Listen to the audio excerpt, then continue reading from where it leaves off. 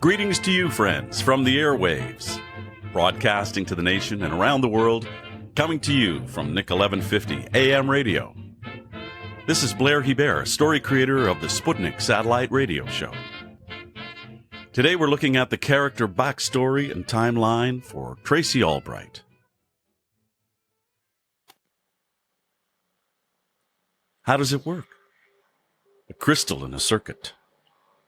A crystal? Like a rock crystal? How does it work in a radio? Daryl looks impressed and smiles at his young protege. Well, that, my dear, requires a full explanation, which I'm not prepared to give you at this time. Let's keep it simple for today. You can learn all about it from Reader's Digest on your own and over time, then ask me questions. For today, we'll stick with the basics.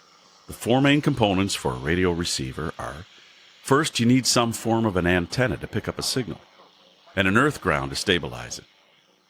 This long wire will do. We'll run it out your window to ground, and I'll connect and mount a small antenna tower on the roof. Next, you need to be able to tune in the signal you want to receive. So a crystal will rectify the modulating radio signals and allow your dial to find the desired radio wave from all the other frequencies. From this dialed-in frequency, you can then extract audio from the sound wave and send it through a transducer to a cone speaker so you can hear it. This all happens within the radio circuit.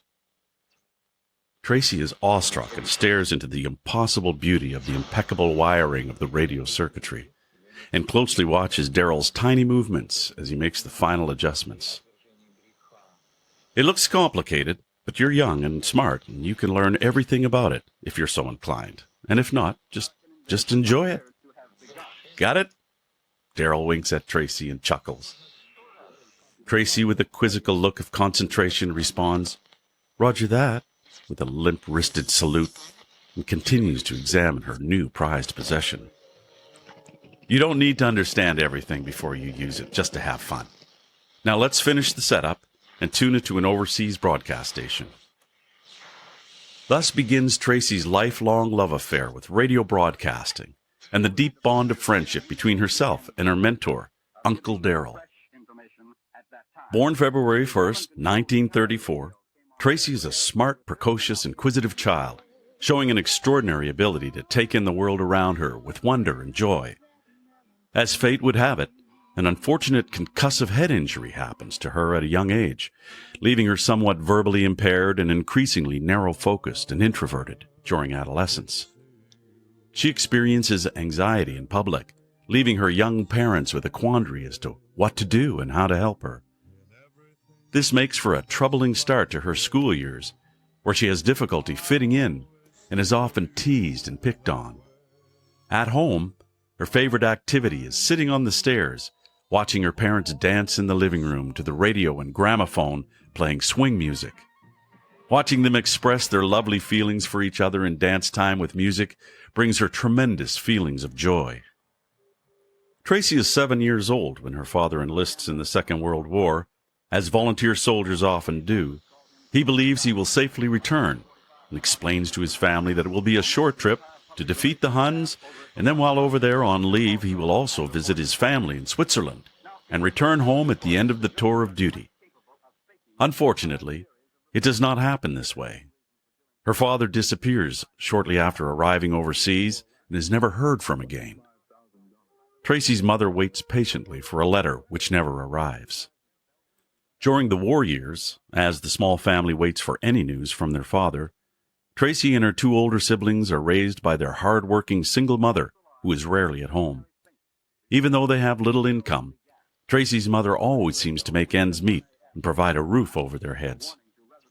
Before the age of 10, Tracy is already showing signs of an extraordinary photographic memory and budding intellect. Although she still suffers from headaches, light sensitivity, and social awkwardness, she's very bright and a straight-A student. Her teachers adjudicate her as having an extraordinary ability to journal her daily activity, writing creative stories, and collaborate on complex projects in science. In science class, she develops a particular interest in anything related to sound waves and radio frequency. To her, a radio receiver is a magical device that reminds her of the lovely feelings she has for her father. By Tracy's 10th birthday, Daryl Lang enters her life as a friend of her mother's. Tracy is told that Daryl is a radio engineer and a work friend of her dad's. Although he is older, it seems he is more than just a friend to Tracy's mom in her alone time. As time passes with no word from overseas, Daryl begins to visit their home more frequently. He's always there helping in a time of need. While the family waits for a letter from their father overseas, Daryl also waits and is concerned by the delay. He is there the day they receive the dreaded missing in action telegram and shares in their sorrow. Months pass, and one evening while visiting for dinner, Daryl notices Tracy's inquisitive nature and feels for the shy adolescent. He makes an attempt to connect. When he discovers her interest in science, he asks if she's interested in the magical science of radio. Her eyes meet his in a locked stare, and she gives him a big smile and says, "Yes." Daryl and Tracy's dad had worked together in a telephone radio electronic factory and were both amateur engineers with a passion for broadcast. It was not by accident Tracy would develop an interest. In her single-focused way, she soon becomes obsessed with international broadcast and shortwave listening radio. More than anything else, she desires a long-distance listening shortwave radio receiver. For getting straight A's on her final report card that year, Daryl presents to her the coolest present she could ever imagine, a custom-made shortwave radio. It looks like a futuristic time machine, a real piece of steampunk art with extremely sensitive tuning. Hand-built by Daryl, it is composed of the highest quality components: a tuning crystal, switch, tubes, resistor, transducer, and a cone speaker. Daryl acquires all these top-grade parts at a discount from the electronics factory where he works and has assembled them into a cabinet for Tracy in his off hours. With this premium set, Tracy can listen to music from around the world and receive direct news reports from England and the World Service. Tracy begins spinning the freewheeling radio dial and tunes into her first news broadcast from the front. While most Americans are getting their information from print and radio journalists, Tracy is now getting them from the source on her very own set. She is in heaven. Her mother sardonically quips, "And she was never to be seen or heard from again." Now, instead of listening to war correspondents on CBS and NBC at night, Tracy uses her shortwave radio to tune into the World Service on BBC to get news and music from Europe. From this, she becomes intrigued with other languages and cultures, and is especially fond of the BBC Overseas Service for easy-to-understand English radio.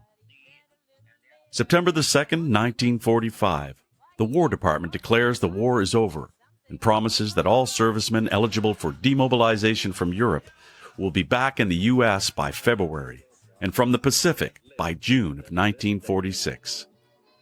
1 million men will be discharged from the military in December 1945. The world is ecstatic at the news. But for the families who lost loved ones, it leaves an unfillable empty hole in their hearts. Tracy's home is a somber and sad place to be at the end of the war.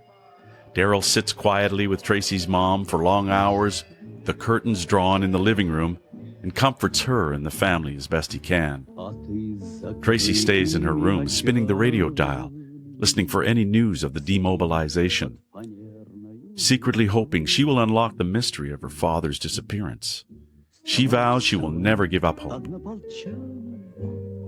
As a teenager, Tracy continues her fascination with international broadcasting and modifying her shortwave radio to fine-tune it to many parts of the World Service. It is at this time of personal change, from child to young woman, that Tracy begins to daydream of leaving small-town America to see the rest of the world. She imagines herself as a guest correspondent on air, reading the nightly news for the BBC World Service. In her teens, Tracy is a loner and a social iconoclast. She wears her hair in braids and dresses in jeans and a t-shirt. She still doesn't speak much, and her mother and sisters mostly ignore her. They instinctively know she will leave one day and never return. Her grandmother says she's an Aquarian, ahead of her time, and doesn't need anybody. Tracy is infatuated with the teddy girls of England and has a secret growing desire to travel to the continent and search for her father. She's never told anyone, but she believes he is still alive and living with a new family in Switzerland. She wants to find him one day and ask him why. Influenced by international broadcast, Tracy finds herself feeling disconnected from the brash American culture of the 1950s. She isn't interested in hitching up with boys, and she certainly does not want to become like her young, widowed mother, working long hours stuck in a bygone era. In fact, sometimes she doesn't even feel like a girl at all. In the early 50s, she begins to dress tomboy like Katharine Hepburn, and likes to tell tall tales like Pippi Longstocking. Pippi, a precocious braided redhead girl from the mind of Swedish author Astrid Lindgren, is a cartoon character with an unshakable do-anything attitude. Everything works for Pippi, who always seems to outwit child services with her monkey sidekick. She maneuvers her way through life, sidestepping traps and conflict with ease. Tracy embraces Pippi as her hero, and she often asks herself, what would Pippi do? In all her adventures, Pippi is always expecting and waiting for her father to return. When Tracy finally accepts that her father will never return from over the sea, she decides to make her own way in the world, just like Pippi. After all, Pippi is invincible, and just like her, an interesting misfit and social oddball. One of Tracy's oddities is her mental block when talking about her father's disappearance. If asked about it, she often changes the subject or makes up a story about his tragic end. She avoids inquisitive conversations and lives like a ghost in her room with the door closed. She's only seen at mealtimes and speaks little, spending most of her time spinning the radio dial, listening to world reports, and making up her own flash news stories. When quietly daydreaming, she often fantasizes of being part of a teddy girl gang living in London without rules or any social norms. Tracy becomes a transistor radio kid, as were many American teens in the 50s. The transistor radio is an advertising goldmine and boosts revenue for AM radio stations. All the kids want to look cool and be seen listening to their favorite rock and roll station. After all, the new music is for a new radio generation. In the 50s, teens begin expressing their own style with new bop and dance moves and fab music icons like Bill Haley, Johnny Cash, Elvis, and Buddy Holly. Tracy is odd in that while at home, she likes to listen to international talk radio news and teddy boy rockabilly music coming out of London. In a fantasy, she creates a fantastic talk show persona who delivers shocking stories. She conducts interviews for a hip underground radio station in the UK. She can turn this persona on and off like a radio switch. As she delves deeper into her radio persona, she becomes obsessed with tone, diction, vocabulary, writing script, and reading the news as a radio announcer. It is 1957. Tracy is now 23 and still living at home, with no prospects or interest in marriage or even dating. She's narrow-focused on her goal of moving to the UK and becoming a media news reporter. She needs to find a job and start saving her money. When Daryl comes by the house for his usual afternoon visit, October 1st, 1957, he does not seem his usual jovial self. He looks depressed, sad, and aloof. Tracy's mom is not yet home from work, and this gives Tracy and Daryl some time to talk about their favorite subject, radio. But today, something is different. Daryl is very quiet. It looks like he's about to cry in despair. Unaware of the events leading up to Daryl's sad appearance, Tracy blurts out that she wants to work at Nick 1150 Radio to get some experience and radio exposure. She point-blank asks Daryl if he'll help her to arrange this. Daryl looks at her for a long moment, like he's making a mathematical calculation, and then nods in agreement. Right then and there, he calls Nick, the station manager, to have him meet Tracy as soon as possible. providing an opportunity for Tracy, but also to help the station in its time of need. Daryl hangs up, and it's all set. Nick will see Tracy tomorrow, and she will be trained to announce the hourly news on Nick 1150 AM radio. Tracy is over the moon with excitement. She gives Daryl a big hug and runs upstairs.